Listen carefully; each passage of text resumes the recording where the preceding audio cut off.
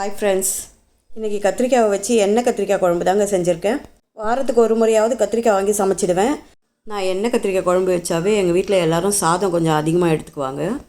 ஒவ்வொருத்தரும் ஒவ்வொரு முறையில் சமைப்பாங்க. வாங்க என்னோடய செய்முறையை பார்க்கலாம். ஒரு கைப்பிடி புளியை அலசிட்டு தண்ணியில் ஊற வச்சுக்கோங்க. 3 தக்காளி 2 வெங்காயத்தை கட் பண்ணி மிக்ஸி ஜாரில் போட்டு நல்லா கிரைண்ட் பண்ணி பேஸ்டாக்கி எடுத்து வச்சுக்கோங்க. கத்திரிக்காய் உடையாமல் 4 இந்த மாதிரி கட் பண்ணி ரெடியாக எடுத்து தண்ணியில் போட்டு வச்சுக்கோங்க. இப்போ மண்சட்டியை ஸ்டவ்வில் வச்சுட்டு ஆயில் சேர்த்துட்டு கட் பண்ணி வச்ச கத்திரிக்காவை அதில் போட்டு வதக்கி எடுங்க. கத்திரிக்காய் கலர் சேஞ்ச் ஆகிற வரைக்கும் வதக்கணும். ஒரு 2 நிமிஷத்துக்கு வதக்கினீங்கனாவே கலர் சேஞ்ச் ஆகிடும். அவ்வளோதான், நம்ம ஒரு பிளேட்டில் மாற்றிக்கணும். இப்போ அந்த எண்ணெயிலேயே நம்ம குழம்புக்கு தாளிக்க ஆரம்பிச்சிடலாம். கடுகு சேர்த்துக்கணும். வெந்தயம் 1/2 ஸ்பூன், சீரகம் 1/2 ஸ்பூன் சேர்த்துக்குங்க.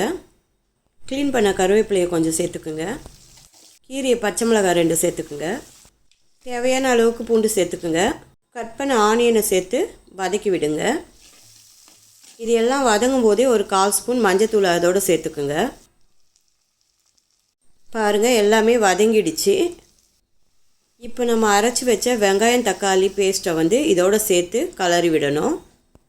பச்சை வாசனை போகிற வரைக்குமே இதை கலரி விட்டுட்டு இருக்கணும். பாருங்கள், கலர் சேஞ்ச் ஆகிருக்கு பாருங்கள். இப்போ தேவையான அளவுக்கு மிளகாத்தூளும் உப்பு சேர்த்து கலரி விடுங்க. மிளகாத்தூள் வாசனை போனதும் நம்ம எண்ணெயில் வதக்கி வச்சுருக்க கத்திரிக்காவை எடுத்து இதில் சேர்த்துடணும். எண்ணெய் கத்திரிக்காவை அந்த மசாலாவோடு சேர்த்து நல்லா திருப்பியும் வதக்கி விடுங்க. ஒரு நிமிஷத்துக்கு வதக்கி விடுங்க. இப்போ தேவையான அளவு தண்ணி சேர்த்துட்டு ஒரு கொதி வர வரைக்கும் வெயிட் பண்ணுங்கள். கொதி வந்த உடனே கரைச்சி வச்சுருக்க புளியை எடுத்து இதில் சேர்த்துடணும். புளியை சேர்த்து கலரி விட்டு ஒரு 15 நிமிஷத்துக்கு நல்லா கொதிக்க விடுங்க. அவ்வளோதான், நமக்கு எண்ணெய் கத்திரிக்காய் குழம்பு ரெடி ஆகிடுச்சு பாருங்கள். சமைச்சதை வேறு பாத்திரத்தில் மாற்றிக்கோங்க. நான் வேறு பாத்திரத்தில் மாற்றிட்டேன்.